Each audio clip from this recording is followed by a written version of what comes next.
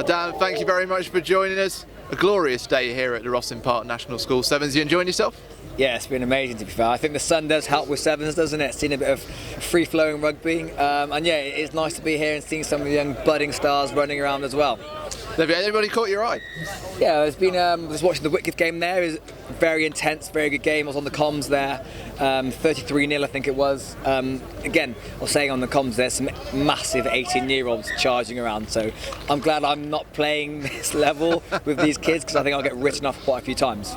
Oh, of course, you played down at Hartpury as well, schools. It must bring back memories for you. Yeah, definitely. Like I played here, I think, when I was 18, 2004 maybe, I think it was. I'm an old man now. Lost in Millfield in the quarter-final. A few England Sevens boys, John Brake and the like in that team. So yeah, it is nice to be back here. There is some PTSD still from that big loss against Millfield. When you're 18, it's quite a big moment. No, exactly. But no, it is amazing to see how big the tournament's got and how all these amazing players are now here taking their first step forwards in sevens. You've already alluded to, you're on the commentary. There's been lots of people watching on the live streams across both this pitch and the pitch next door as well. How do you feel that the Sevens is getting a much bigger, growing audience as well, and that can only be a good thing?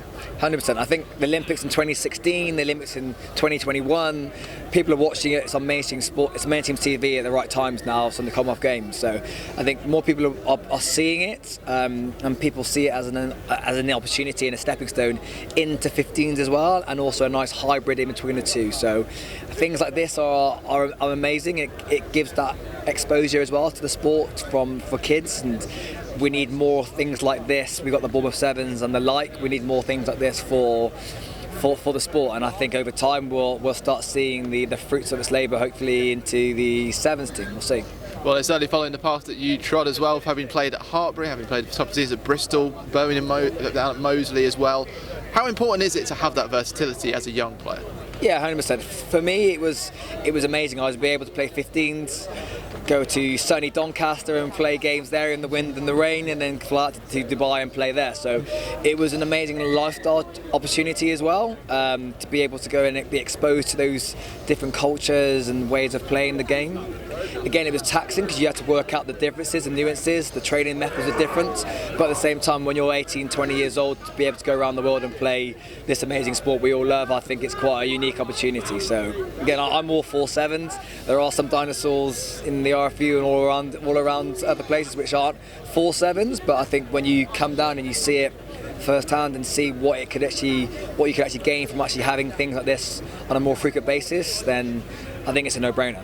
Absolutely. Just taking it back to your time at Hartpury as well.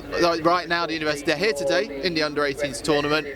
They're about mid-table in the championship now, having gone unbeaten a couple of years ago to go up, and of course, just missed out on the Bucks Super League semi-final. It's going from strength to strength. I mean, having been there yourself, what's the secret down there?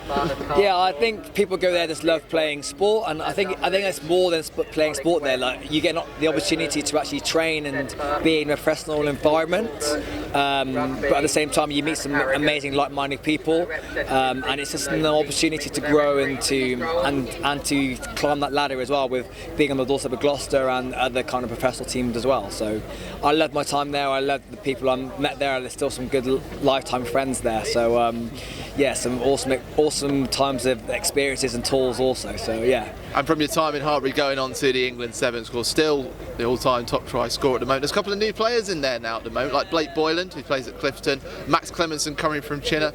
Have you heard anything from inside the camp, how they're settling in? Yeah, no, so I was with them yesterday and playing over in Wales. We had some training games against Wales and Scotland. And yeah, I was watching the guys over in Madrid at the start of this year, and yeah, they look sharp. For guys who haven't played much international sevens on the HSBC World Series, for them to be exposed to that was quite a shock, I think, but at the same time they didn't look out of place, and I think it just shows the level that we can get to. It's just hopefully having the backing from the RFU and pushing the sport forwards in both the male and the female sports.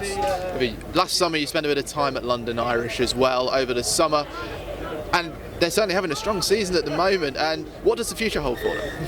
Yeah, it's been good. It's been good to see obviously their development and how well they're doing. They've recruited really well. They've got some really key players in there as well, which has also been a big part of for what they wanted to do. Their culture's growing as well, and Again, I was only in there for a very small window, but they, again, when we were in there, they were speaking about growing a culture and being a family team. So it's good to see them winning some games, some close games, and seeing them back down at Brentford Football Club as well. Absolutely. Just to finish off, bringing us back to the Sevens, I've seen you've had lots of photo ops with some of the young fans that we've got here, and I see you've been giving them advice as well. What is the key advice that you give to these guys? It's just exposing yourself to playing as much rugby as you can.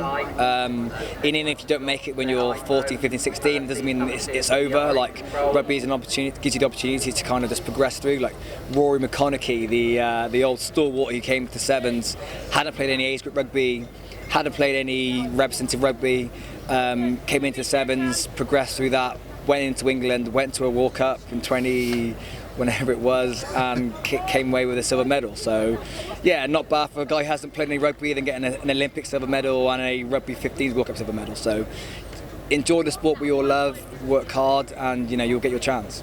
And what does the next few months hold for yourself? So I'm backing with the Sevens for the next 2 tournaments. And I'll be enjoying that, but that'll be my farewell. My time will be done there with the Sevens, and it's just finding out the transition out from professional sport and some time home with the family. What's been a highlight for your career? The Olympics has probably been the biggest bit. I think 2016 probably more so than 2021. I think a bit of a sour taste in the mouth after finishing 4th in the Olympics isn't the best place to finish. 2 opportunities at winning a medal and coming away with none is quite tough. But the experience of 2016, having my dad there, amazing support from fans, just made the whole experience so incredible. So 2016 is probably the highlight of my career. Absolutely. Just for the last question, just tell us why you're here with the World Schools Internationals. So I'm here there with the Dubai Sevens guys, the World Schools Invitational tournament in April next year. An opportunity for under 18s to come out and experience a different culture of playing Sevens in the iconic Dubai Sevens Stadium. And yeah, for me, rugby tools were amazing when you're growing up. They're the things you really remember. So to go out and play Sevens in iconic Sevens Stadium, to go to Dubai to play against some incredible talent as well, it's a no-brainer. I think guys should look into it and find the details out. Getting the 6th of April to the 9th of April 2023. So get yourselves down, maybe there'll be some familiar faces there as well, and it'll be an amazing opportunity there. Dan Norton, thanks for the time. Enjoy the rest of the day. No worries, thank you very much.